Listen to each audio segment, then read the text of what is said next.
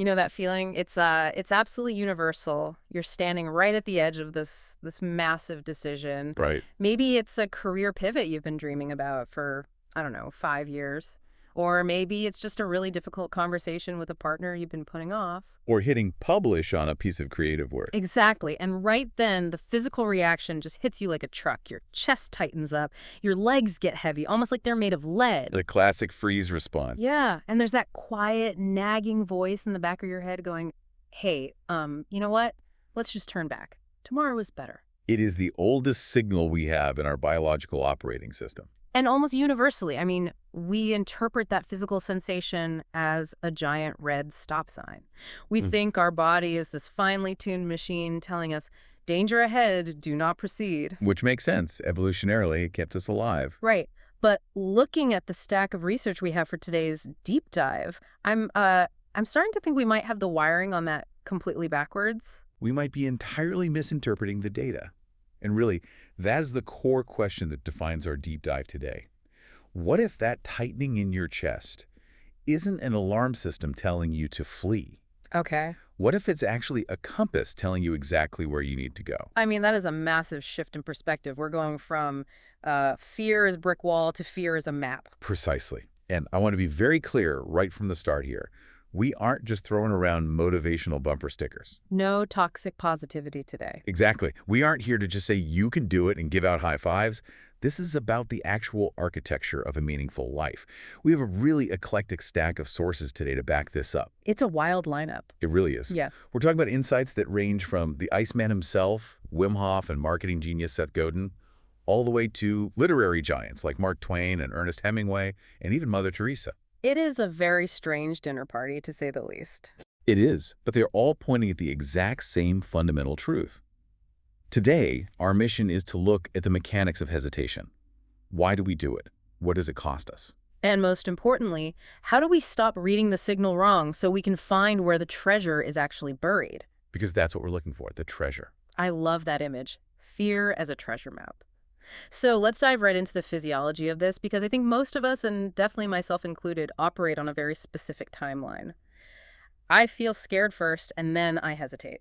Right, the linear progression. Yeah, that feels like the logical order of operations to me. I see the cliff, I get scared, and then my body stops walking. That is certainly how it feels in the moment. But if we look at the notes from Wim Hof, he completely flips that causality on its head. Okay, lay it on me. Now, keep in mind, this is a man who purposefully withstands extreme cold. He understands the body's panic response better than almost anyone on Earth, and his insight is that often the fear grows from the hesitation, not the other way around. So wait, the pause itself is what's generating the fear. Precisely. Hof argues that hesitation is a greenhouse for dread. A greenhouse for dread. Wow. Think about what happens when you pause at a threshold. You aren't just standing still. You are giving your imagination time to work. And human imagination is basically a catastrophe modeling engine. Oh, without a doubt. Like, if I have to give a presentation and someone gives me 5 minutes to prepare, I'm just a little nervous. But if I have 5 weeks to prepare, by the time the day comes, I've entirely convinced myself I'm going to trip on stage, forget my own name, and get fired. Exactly. You are building a monster in that space. The longer the pause, the larger the fear grows. Hof makes the point that the reality of the cold water or the reality of that difficult conversation is rarely as scary as the monster your mind builds during the hesitation. Because once you're in, you're just dealing with what's real. Right. If you jump into the cold water immediately, it's a shock, Yes. sure. But you're dealing with physics, with reality. If you stand on the edge and look at the water for 10 minutes, you're dealing with a nightmare. That is so incredibly true. So the antidote isn't to wait until you aren't scared, because, let's be honest, that day never comes. Never. Because confidence is not the absence of fear. We tend to think confidence is a personality trait, like, oh, she's just a confident person. Like you're born with it. Right. Oh. But Hof suggests confidence is a skill. It is simply the accumulated memory of having acted despite the fear. The accumulated memory of having acted, that is powerful. It shifts confidence from being a genetic lottery to something you build through reps. And if we connect this to the bigger picture, we have to look at Mark Twain. He has that famous observation. The 2 most important days in your life are the day you are born and the day you find out why. A classic. But think about how that connects to the hesitation loop. Where does fear usually show up? Usually right before I have to do something really hard. Exactly. It doesn't show up when you're doing the laundry or scrolling social media. Hmm. It appears precisely at the threshold of things that matter. It rises up like a moat around your purpose. A moat around your purpose. I really like that. If you are terrified of something, assuming it's not a literal physical danger like a bear, it's usually because that thing carries massive significance for you. The things that don't scare us rarely change us. So the fear is actually the indicator that you're getting close to the why that Twain is talking about. Yes, if you're looking for that second most important day, you should probably look toward the things that scare you, not away from them. That completely changes the texture of the experience. Instead of, I'm scared I should stop, it becomes, I'm scared I must be onto something. It becomes a diagnostic tool. But let's get practical here for a second, because I can see the listener sitting there thinking, okay, that's great philosophy, but I can't just willpower my way through everything every single day. No, you'd burn out in a week. Right. So we have some sources here from Seth Godin on the actual mechanics of how we make these changes. This is where it gets really interesting for anyone trying to build a project or maybe transition to a new life. Mm-hmm. Godin uses this linguistic play on words. He quotes the old saying, "Time flies like an arrow." Meaning it goes straight and fast. Right. But then he has the punchline, "Fruit flies like a banana." I had to read that twice in the notes. Fruit flies like the insect, like a banana. It is a total dad joke. Hmm. But it holds a profound strategy. Think about it. You cannot order fruit flies to appear in your kitchen. Right, you can't just yell at them to show up. You can't command change to happen just by willing it. But if you place a ripe banana on the windowsill, you create the conditions for the fruit flies to arrive. Ah. So in the context of facing fear or making a big change, you don't attack the fear directly. You don't fight the fear, you create conditions. Yeah. Godin's mantra here is think small, play big. You don't try to overhaul your entire psychology in one afternoon. You place the banana. You take one small, deliberate action that makes the next step inevitable. Exactly. You change the environment or the habit so that the action becomes easier. So if I want to write a book, but I'm absolutely terrified of staring at a blank page, I don't sit down and say, be brave, write a brilliant chapter. I just open my laptop and leave it on the coffee table. You make the action the path of least resistance. You place the banana. But even when we do that, even when we start moving, there's always that external fear, Fear of judgment. the fear of other people. And the sources quote, Michael J. Kilby here, I love this image, use the stones they cast to build a solid foundation. That is a beautiful reframing of opposition, because normally we view criticism or judgment as proof that we're doing something wrong. Oh, they're criticizing me. I must have stepped out of line. We take it as a stop sign. But Kilby is saying that these stones are actually raw material. Every single person who has ever built something worthwhile has had to use that opposition as proof of concept. If nobody is resisting you, you probably aren't disrupting anything. You aren't doing anything new. The stones prove you are in the arena. And this leads perfectly into the Socratic method of change. Socrates is credited with saying that the secret of change is to focus all your energy not on fighting the old, but on building the new. Which is the recurring theme here. Don't wrestle with the hesitation. Don't argue with the critics. Just build the new thing.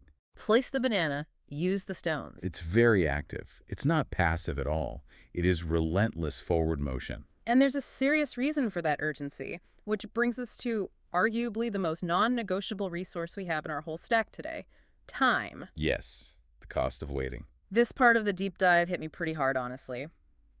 We're back to Seth Godin with another kitchen metaphor, the scrambled egg. You can't unscramble an egg. Right. Which seems obvious, almost trite. But apply it to time. Time is fuel. Once it is spent, it is gone.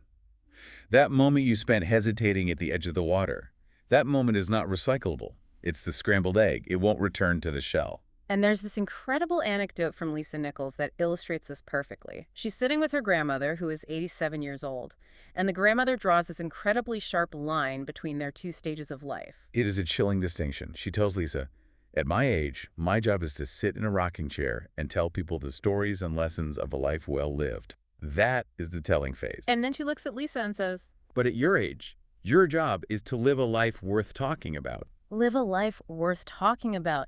That is heavy. It implies that if you spend your living years hesitating, you won't have the telling years later.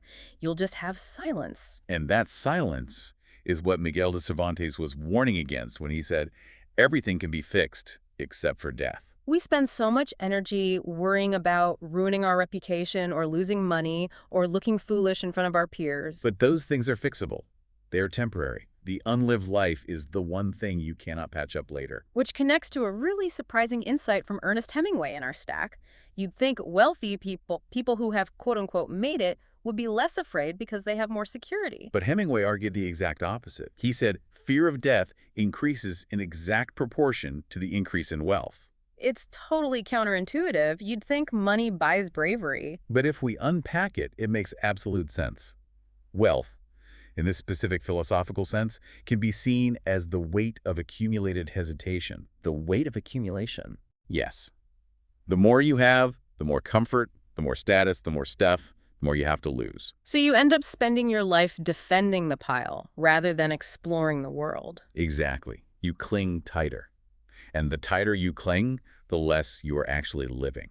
You become a custodian of your own life rather than the driver of it. A custodian. That brings in the Bob Marley lyric included in our sources. Don't gain the world and lose your soul. It's not just a religious sentiment. It is a highly practical one about how we spend our time. If you gain the world but spend all your time terrified of losing it, you've lost the game. Custodian of your own life. That is a haunting phrase. I don't want to be the janitor of my own existence.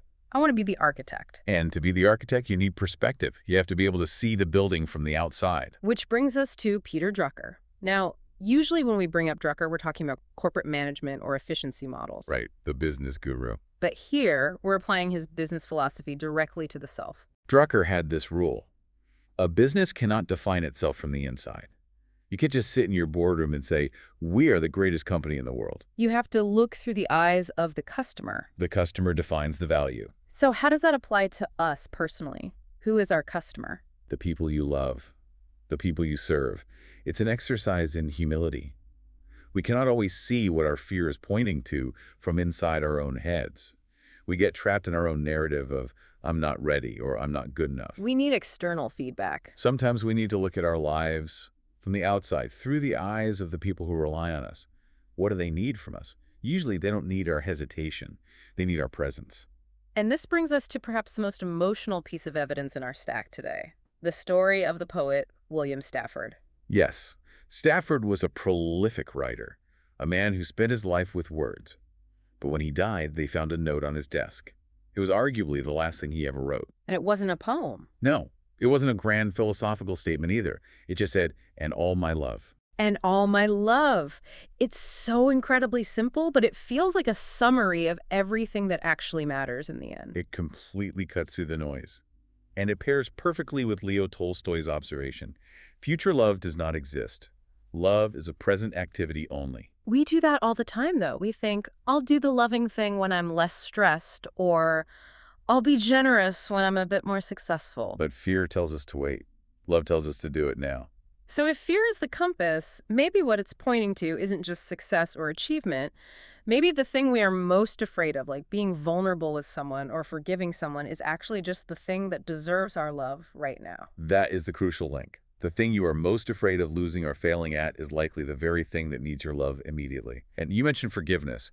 That is a huge part of this architecture. How so? The sources describe forgiveness as an act of consciousness. I really like that. It frames it not as an emotion, but as a decision. It's a choice of the future over the wound. Holding a grudge is just another form of fear. It's the fear that if I let this go, I'm weak. Or the fear that if I forgive, I might get hurt again. But forgiveness clears the deck. It frees up your hands so you can actually build something new. You cannot build a new house if your hands are full of old bricks. I think a lot of people listening right now might feel a bit overwhelmed by the sheer scale of this. We've gone from biology to death to legacy to forgiveness. It feels huge. Like I have to change my whole life today. It can feel like a lot. But our sources also ground this down to the micro level, thankfully. Mother Teresa helps us out here. He brings us right back to earth. She said, if you can't feed 100 people, then feed just one. It's the exact same principle as the banana on the windowsill. The scale of the action doesn't matter. The direction matters. It's just about breaking the paralysis. And there's this great parable from Anthony DeMello in the notes about the master siding with the daughter against the religious disciple. Can you walk us through that? It's a lovely story about rules versus reality. So A disciple is angry because his daughter isn't following the strict religious rules for choosing a husband.